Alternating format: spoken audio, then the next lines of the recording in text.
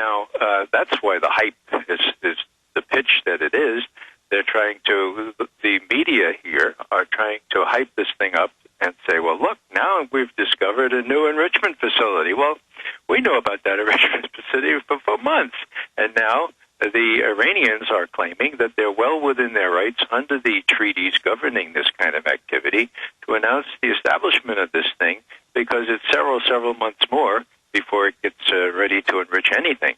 So the hype is there, and the bottom line, people just need to realize that Iran is nowhere near. Iran is years and years away from a nuclear weapon. Okay, I'll repeat that one more time. Years away from a nuclear weapon. Don't believe the hype. Don't believe what the Israelis are saying. These are technical questions, okay? Now, when I did the President's Daily Brief, I didn't write all the briefs. Obviously, I know who the good analysts were, the honest technical people, and it was a privilege to put their stuff in readable form and give it to the president. Well, now I still know those folks, and I'm not getting this from McGovern's head. I'm getting it from people like Greg Thielman, who ran the State Department, the INR, the research there, and the intelligence outfit of the State Department, and was right. His people were right before the Iraq estimate there in 2002. And he now writes for the Arms Control Association, and it's the best stuff out there. Just Google Arms Control Association. You'll see what Greg Thielman is putting together. Well, Ray, boil it down for us then. What does Iran really have? What are they really doing? And A, why can Israel have weapons? Why can Pakistan have weapons? Why is that okay? But Iran's nowhere near it, and we're hearing we got to put sanctions on them. We got to attack them. They could kill us any minute. Well, Alex, it will be no news to you that there is something in this country that I call the Likud lobby, the Likud being the hard-right faction of the Israeli government, Israeli parties, and they have inordinate influence in this country. And if you were to ask why it is that Congress is actually preparing as we speak, to pass a law that would actually be an act of war to interdict the supply of gasoline and such products to Iran. Why they are doing that? Well, it's because a lot of their money and a lot of their votes come from what I call the Likud lobby. People say, but why does Israel want to attack Iran? Well, if you look at the Israelis and their frame of mind, and I think it's a terribly myopic frame of mind. I care about what happens to Israel, and I think it's exactly the wrong policy. They think that if they can zap the Iranian nuclear facility, as they did to the facility in Iraq in 1983, then they could set the Iranians back 5-10 years, perhaps, if they're allowed to do that. Now, that's very myopic, because the Iranians, unlike the Iraqis in those days, the Iranians can retaliate. They can close the straits. They can decimate our troops in Iraq, and they can hit Israeli cities even now, not with a nuclear weapon, but with lots of missiles, okay? So it would be bedlam if this happened, and yet the Israelis are trying to get our okay to let them do it.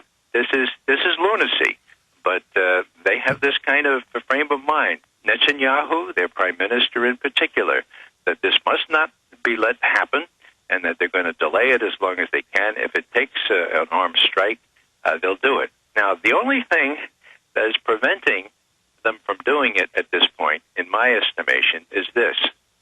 Admiral Mullen, chairman of the Joint Chiefs of Staff, who is responsible for our troops and our security, has gone over to Israel this time last year and said, look, don't even think about it, okay? You fly your planes over our airspace in Iraq, we're going to shoot them down, okay? So don't even think about this, and don't think you can perpetrate the kind of incident like the Liberty incident back in June of '68, because we remember that. I'm a naval officer, and that's just not going to happen again.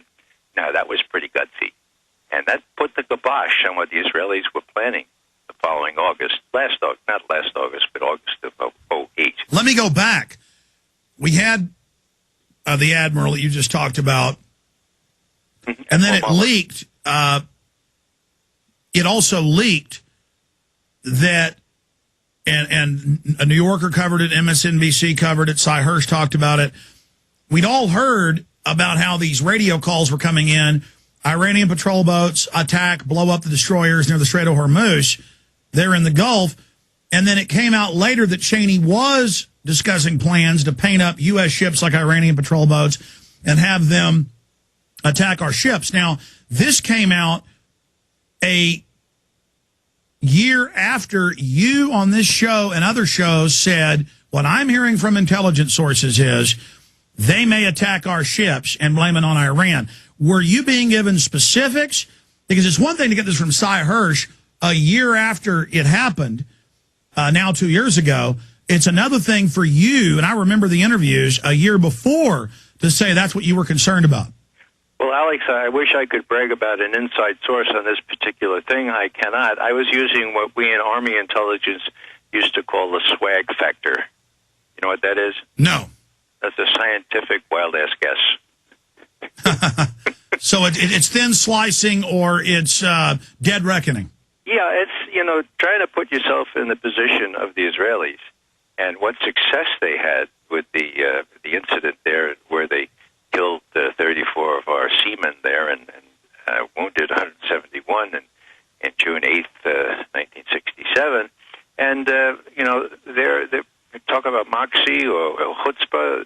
They were quite capable of doing that again, particularly if they had an ally in the Vice President of the United States, which clearly they did. And when Cy Hirsch came out with that a year later, you can imagine my reaction. I said, wow, that was a good guess, McGovern. But it was just, at that point, a guess. Okay, we had Bear on, the former CIA fellow, for folks that don't know. Bear? Yeah, and he said 2 years ago, and I don't trust him as much as I trust you, for obvious reasons, but he said, I'm worried about the Saudis staging a false flag to blame it on Iran. And then now we see more and more similar things coming out along those lines. What's your take on that? Well, Bob knows the area a lot better than I do, and I have great confidence in his judgment. The Saudis are Sunni, the Iranians are Shia.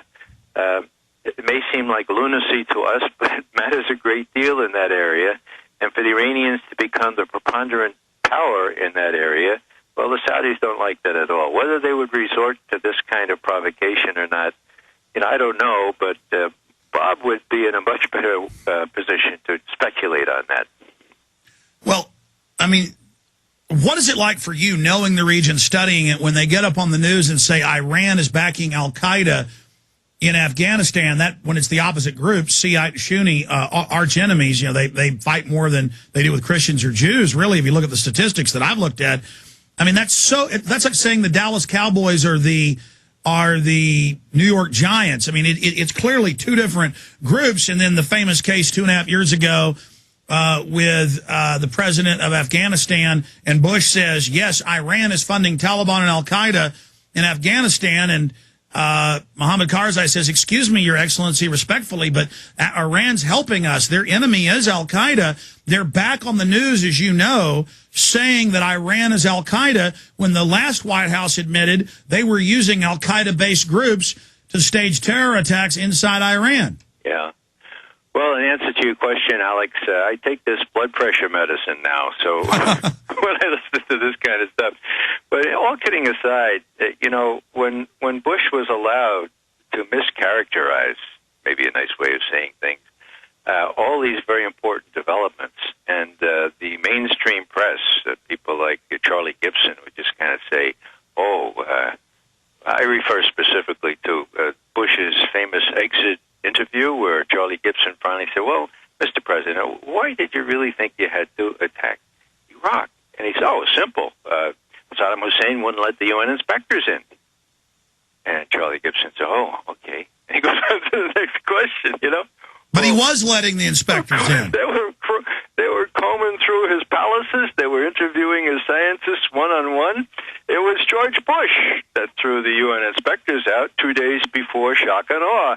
And Charlie Gibson lets him get away with that. Let's get back to Iran. Here's, I told you about the estimate here. It actually appeared in November of 07. They started working on it in 06. And so November '07, this big shock, namely that the NIE judges, and I used to chair these things, so I know what kind of work goes into this, high confidence that Tehran had halted a covert nuclear weapons program in the fall of 2003. What does the president say the following March? He says, quote, Iran has declared that he wants to be a nuclear power with a weapon to destroy people, including others in the Middle East, end quote. You know, that's made up. You know, you make that kind of stuff up, but you shouldn't be allowed to get away with it. Iran never declared any such thing.